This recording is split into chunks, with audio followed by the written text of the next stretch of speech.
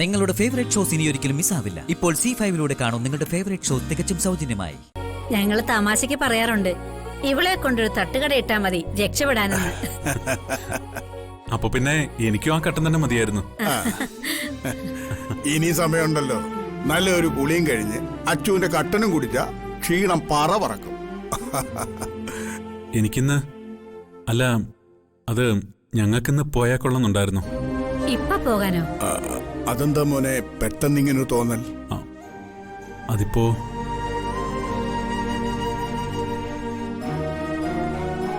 അതിപ്പോ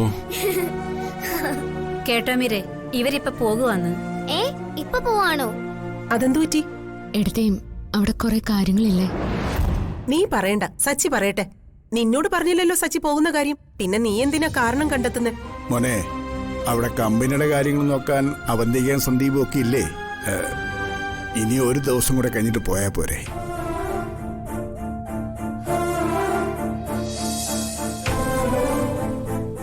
uncle please uncle പോവല്ലേ. Uncle പോയ അച്ചു ആന്റിയും കൊണ്ടുപോവില്ലേ? വേണ്ട അങ്കിൾ, ഇന്ന് പോവണ്ട. ഞാൻ ആതിര ആന്റിയെ വിളിച്ചോണ്ട് വരാം. ആന്റി, നിങ്ങൾ അപ്രതീക്ഷിതമായിട്ട് കയറി വന്നപ്പോ ഈ വീടൊന്ന് സന്തോഷം കൊണ്ട് നിറഞ്ഞു. സമയം പോയതറിഞ്ഞില്ല, നേരം പോയതറിഞ്ഞില്ല, മനസ്സിന് ശരീരത്തിനും ഉണ്ടായിരുന്ന തളർച്ച എങ്ങോട്ട് പോയെന്നറിഞ്ഞില്ല.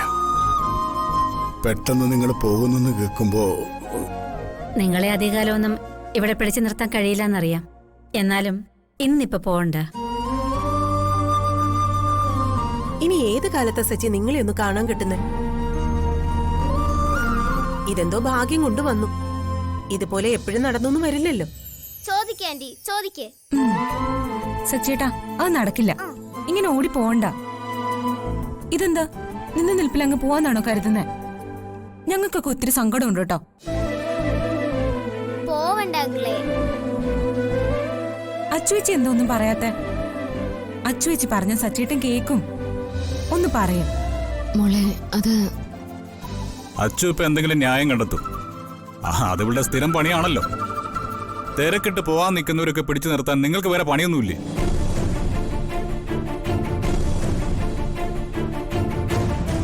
അതൊക്കെ അവരുടെ സ്വകാര്യമല്ലേ, എപ്പോ വരണം എപ്പോ പോകണമെന്നൊക്കെ. നമ്മളാണ് അതൊക്കെ തീരുമാനിക്കുന്നത്.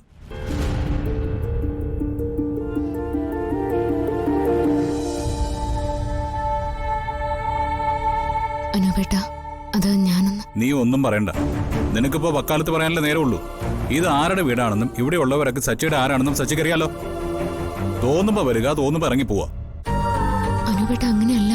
എല്ലാരും കൂടെ ചേർന്ന് ഇല്ലാത്ത കാരണം ഉണ്ടാക്കി സച്ചിയെ സപ്പോർട്ട് ചെയ്തു. പിന്നെ പോകല്ലേ എന്നും പറഞ്ഞ് കെഞ്ചുന്നത് എന്തിനാ? ഇവര് പോട്ടെ, ബാക്കിയുള്ളവരുടെ വിഷമങ്ങൾ ഇവരറിയുന്ന എന്തിനാ? അനുപേട്ട,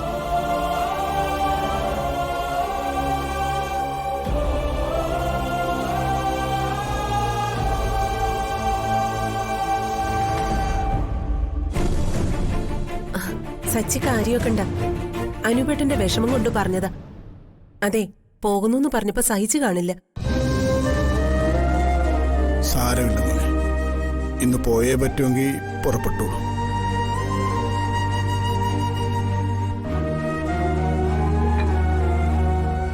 ഇനിയിപ്പോ നമുക്ക് നാളെ രാവിലെ പോ. Sweet uncle.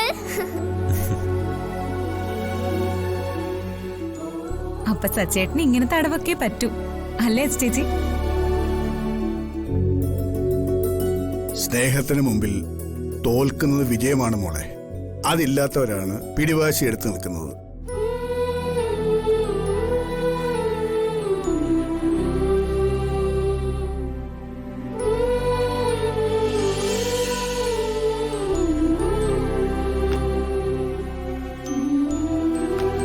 സച്ചേട്ടന് പോവാൻ പറ്റാത്തതിൽ വിഷമമുണ്ടോ? കമ്പനിയിലെ കാര്യങ്ങളൊന്നും ഇവർക്കൊന്നും അറിയില്ലല്ലോ. അതുകൊണ്ടാ അവര് പോണ്ടെന്ന് പറഞ്ഞത്. എല്ലാരും നമ്മൾ വന്നതിന്റെ സന്തോഷത്തിലാ. അതൊരു നിമിഷം കൊണ്ട് തല്ലിക്കെടുത്തിട്ട് പോകാൻ എളുപ്പമാ. അതിന് മനസ്സ് തോന്നിയില്ല. ഞാൻ കരുതി സച്ചേട്ടൻ ദേഷ്യത്തിലായിരിക്കുമെന്ന്. ദേഷ്യപ്പെടാനൊന്നുമില്ലല്ലോ. സ്നേഹിക്കുന്നവരുടെ താല്പര്യത്തിന് നമ്മൾ എപ്പോഴും പരിഗണന കൊടുക്കണം.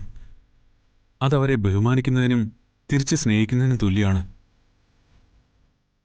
ഇത്രയും വിശാലമായ മനസ്സുണ്ടല്ലേ സച്ചേട്ടന്? എനിക്ക് വിശാലമായ മനസ്സാണോന്നൊന്നും അറിയില്ല അർച്ചന. പലപ്പോഴും സ്നേഹിക്കുന്നവരെ സങ്കടപ്പെടുത്താനും അവരോട് നോ പറയാനും എനിക്ക് കഴിയില്ല. അത് എൻ്റെ ഒരു വീക്ക്നെസ് ആയിട്ടാ എല്ലാവരും പറയാറ്. സ്നേഹം ഒരു വീക്ക്നെസ് അല്ല സച്ചേട്ടാ, അതൊരു ക്വാളിറ്റിയാണ്. സ്നേഹിക്കാനും സ്നേഹിക്കപ്പെടാനും ഒക്കെ എല്ലാവർക്കും ഇഷ്ടം. പക്ഷേ നമ്മൾ കൊടുക്കുന്ന സ്നേഹം അംഗീകരിക്കപ്പെടുന്നുണ്ടോ എന്നുള്ളതല്ല കാര്യം. നമ്മുടെ സ്നേഹം എത്രത്തോളം ഉണ്ടെന്ന് മനസ്സിലാക്കുകയോ അംഗീകരിക്കുകയോ ചെയ്യപ്പെടുന്നില്ലെങ്കിൽ അത് ഒരുപാട് സങ്കടപ്പെടുത്തും.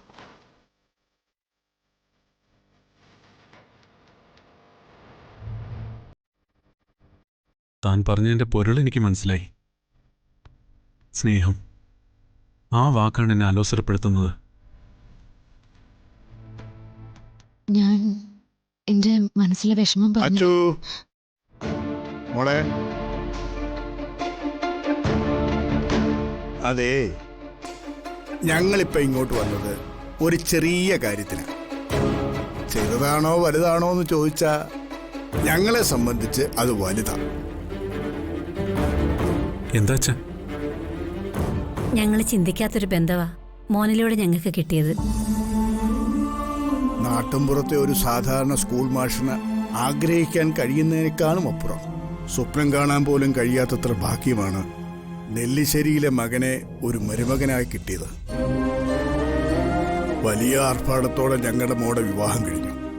ഞങ്ങളെ സംബന്ധിച്ച് പണമോ സ്വത്തോ ഒന്നുമല്ല വേണ്ടത്. നല്ല മനസ്സുള്ള സൽസ്വഭാവിയായ ഒരു ഭർത്താവിനെ ഞങ്ങളുടെ മകൾക്ക് കിട്ടി.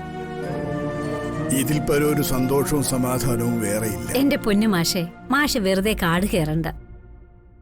ഞങ്ങളിതാ ഇത് തരാനാ വന്നത്. ഒരു ചെറിയ മാലയാ, മോനിത് വാങ്ങണം. ഇതിപ്പോ എന്തിനാ? എനിക്ക് വേണ്ട. ഇതിന്റെ ഒന്നും യാതൊരു ആവശ്യമില്ല. മോനെ അങ്ങനെ പറയരുത്. ഞങ്ങളെ വളരെ ആഗ്രഹിച്ച് വാങ്ങിയതാ.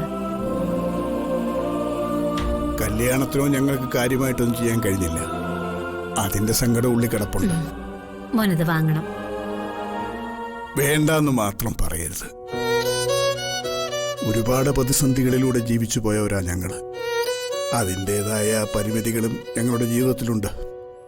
മോന്റെ സാമ്പത്തിക സ്ഥിതി വെച്ച് നോക്കുമ്പോ ഈ സമ്മാനം ഒന്നുമല്ല എന്നറിയാം. അയ്യോ അച്ഛാ, ഇങ്ങനെയൊന്നും പറയരുത്. അത് വാങ്ങിക്ക് സച്ചേട്ടാ, അച്ഛനും അമ്മയും സ്നേഹത്തോടെ തരുന്നതല്ലേ.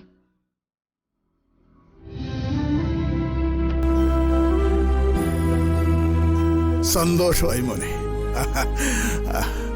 ആ കമലേ, എനിക്ക് കടുപ്പത്തിലൊരു കാര്യം. അതിപ്പോഴല്ലേ കുടിച്ചത്? നീ ഇങ്ങോട്ട് വന്നേ.